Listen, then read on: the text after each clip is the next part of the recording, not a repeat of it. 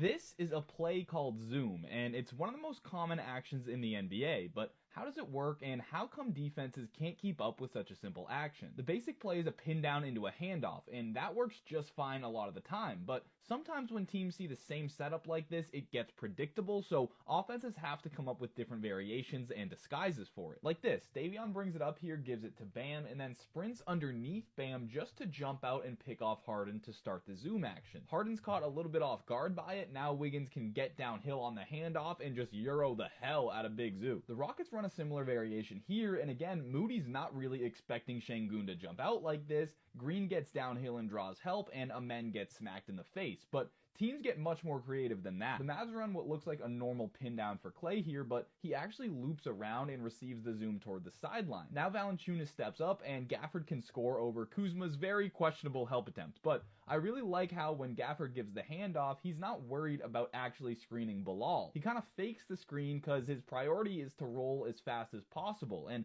we'll see that concept again in this Lakers set. LeBron sets the pin down, and when Hayes hands it off, he's not worried about screening Nembhard. He's already trailing Luka. Instead, Hayes takes off on the roll so he can get behind Turner, and it gets him a dunk. This is my favorite one. It starts with the standard Zoom for Garland, but then Dean Wade sprints from the corner to set a back screen on Jarrett Allen's man, so it's Zoom flowing into Spain pick and roll, and of course it's a beautiful lob finish. But these are all examples of design plays going smoothly. So what happens when the defense actually sees the play coming? Does the offense just give up? No, definitely not. And here's a good example. This is set up for Beasley to receive the Zoom, right? But LaVine is fully top blocking him, not letting him come off the pin down, and usually the counter would be for Beasley to cut back door here, but as you can see, Trey Lyles has planted himself near the paint, so Fontecchio decides, well, if Beasley can't get the handoff, why don't I go get it? Lyles is way out of position to defend that now, and Fontecchio gets himself a bucket just by not being a robot. Here's a similar situation, but handled very differently. Again, this is set up for LaVine to come off the Zoom.